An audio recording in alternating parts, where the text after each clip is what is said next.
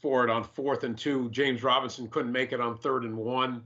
You're leading the game at that time. Your defense seemed to be playing a little bit better at that point. Why go for it on 4th and 2 on your side of the field with a lead? Yeah, I just wanted to be aggressive. I wanted to, try to go up by 2 scores. I thought that was going to give us the best opportunity to win. I was going to give the ball to James, and we didn't execute well up front, and that's on all of us. On both plays. A couple of weeks ago, you said you said something to the effect that we show flashes, but flashes don't win games in the NFL. Was this day sort of a reflection of that statement you made a couple weeks ago? I don't. I mean, I would. There's times, like I said. I mean, we start the game. I think we have 4 3-and-outs. We get down. We come back. It's not my philosophy to go for 2 that early in the game, but I felt like the flow of the game, the way it was going, I wanted to make sure I did that.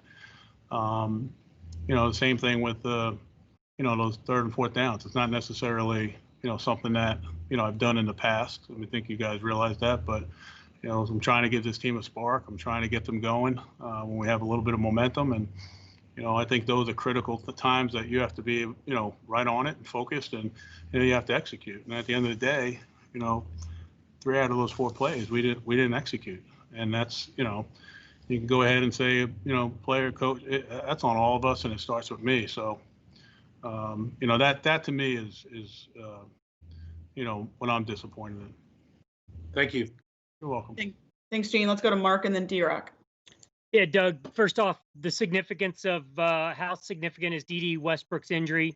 And then at any point did you consider benching Gardner Minshew? The first one was it seems to be pretty significant. I don't know. We don't have the rest of it, the final stuff. So I'm sure I'll have that, for you guys on Tuesday. And then, no, I wasn't thinking about that. And then lastly, how confident are you that you'll be the coach of this team into the bye week and for the next home game? No, I think any time that you're losing like this and you're not performing well on Sundays, I think it's naive. It can happen. It's something that I just come to work and do the best job I can for the coaches and players. So, I know those questions come, and you guys know me. I understand that, and it's just what this game is. Just work as hard as you possibly can, and at the end of the day, you got to hold your head up high, knowing that you did everything you possibly could, to try to win games, and at the same time, you did the best for the coaches and the players. All right, let's go to D-Rock and then John Shipley. Hey, Doug, was the game plan today, or your approach today, to be even more aggressive than you normally are, with 4th downs and the 2-point conversions, or was that more because you needed to give this team a spark after the rough start? No, I was thinking about it, saying coming in, about being more aggressive. I think, like I said before, I've got a pretty decent track record. I've kind of switched up, and I wanted to try to do something to get this team a spark and get them going and try to get up by, 2 scores, and we weren't able to execute. I felt good about the play. I felt good about, who was handling the play, and, and when it doesn't get run well, it's easy to point to one person. But like I told everyone in that locker room, that's on all of us. I mean, you've got to take advantage of those situations, the game-changing situations. And, when you're not able to do that, it's going to be tough. Where's the frustration level for these guys, especially when you see a game like today where they probably know that if we had been able to even do anything early, we would be competing with these guys at the end of the game to win that game, or maybe even be ahead? Yeah, it's always hard for me to tell right now, saying, Mike, about, when you're talking about how someone else feels, I think I can tell you this, that we all feel, and the one thing that that's out there on the field is, they're playing as hard as they can. We're just not making the plays we need to make. And, that's on all of us, starts with me. Thanks, Doug. Yep, you're welcome. All right, let's go to John Shipley and then Jamal. Hey, Coach. Can you point to really the root cause of the defense's issues stopping Herbert from running? It was both, whether it was on scrambles or design runs. I think, missed tackles are the first thing that you look at, John. I think we missed some tackles today, obviously. I mean, that was out there on the field. We had a stunt call, all of a sudden we can't get there, and he runs up and runs out of the pocket. But I give him a lot of credit. We knew going in that, for a big guy, I mean, he's really fast, and he did a good job of, keeping plays going. He did a good job of running, at critical times, and really making some big plays. So, he's got some good people. I think, man coverage, they went to Allen. We saw that during the game. I thought we did a good job when we had those couple of 3-and-outs. We were switching up the coverages on him, switching that up with the pressure. We came out with an all-out pressure. He backpedaled, made a great throw. So he's proven that he belongs, and I have a lot of respect for the kid. Yeah. And then, Coach, real quick, what can you say about the performance of Quincy Williams? It seemed like after missing that time he did earlier this year, he made some plays today. Yeah, I saw a couple. I think it's hard after a game, when you get the individual things, unless they're something in a stat category, that you can point to. But he got out there, and that type of experience will help him. Thanks, Coach. Thanks, John. Let's go to Jamal, and then we're going to finish with Gary Smits. Hey, Coach, has James Robinson earned the right to be really featured on this offense coming up after the bye week? Yeah, I mean, featured. I mean, I don't want anyone to go take anything away from him. You know what I'm saying? Like, take one of the aspects away from him. I think that, he's really done a great job. I mean, you talk about a guy that's young. The plays he makes and the things he does are, it's not like a rookie. The effort that he plays with is really, you probably don't get as good of a feel for it, watching a game on TV than when you're on the sideline of how hard he plays. And I thought that play where he scored on the pass, was able to take that ball and get it on that pylon.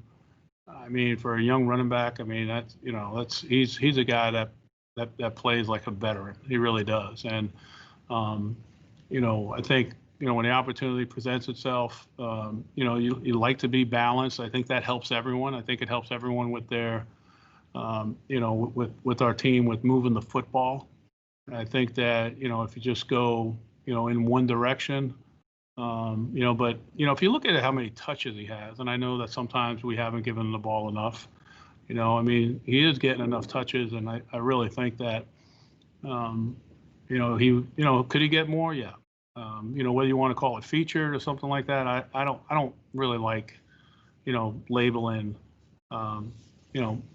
players like that. And toward the end of the game, you could really see some of the guys' frustration just through their body language. Do you feel like you're starting to lose some of the guys on the team? Well, I mean, that's a question for them. I think that I think if you looked at all of us, I think there's a level of disappointment, when you're not being able to make plays and do all that. So, don't mistake the effort on the field for the body language on the sideline. I think that, it's always tough. You get those questions when you're playing, like the way we're playing or the situation that we're in, because, if you're laughing and joking on the sideline, you get ripped the other way. If you don't show that you're disappointed, then you really don't care. So I think it's really tough when you start talking about, the human emotion of what's going on. I think it's good to just, watch how they play on the field. So I just spoke to him. Obviously, I felt like I had a good talk with them. So, I think it's hard after a game, to not feel upset when you've worked so hard and you put everything into it.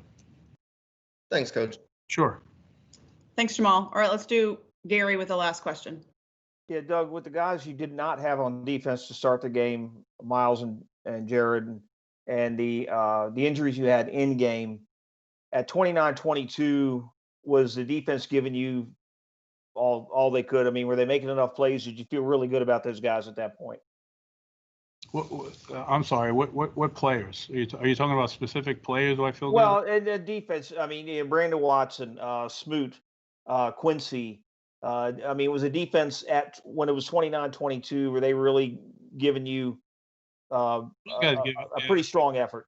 Gary, those guys give a strong effort. I'm not going to sit here, and say, I mean, you guys know. I mean, you guys are watching the same thing that we're watching on the sideline. I mean, those guys are playing with everything they have. At times, we might not be in the right position, or we're going to get beat by an opposing player that's has better leverage on us or whatever it may be. But make no mistake about it. I think some of those penalties, that you see, in the back end, it's just that we're trying to run with those guys, and at times we don't have the favorable matchups that we need. So I think it's just, it's not I don't have any issue. I want to make sure I'm clear. I have zero issue with anyone that goes on that field, because of the way they play and the way they try. And, like I said before, I mean, if you talk about frustration or disappointment, I look to myself. I've got to find a way, to try to get this team, coaches, everybody over the top and keep plugging away. And, we're going to try to put up a fence or a wall. We're going to look at this stuff and take a good look at things. I don't know if I'm going to have a lot of questions that I'll be able to answer on Wednesday because we got the whole week. But like I told them, I said, look, we got to put this behind us. We've got to learn from it, and we've got to take a different mentality and a different step going into this next phase, after the bye week. So that's what I told the players after the game.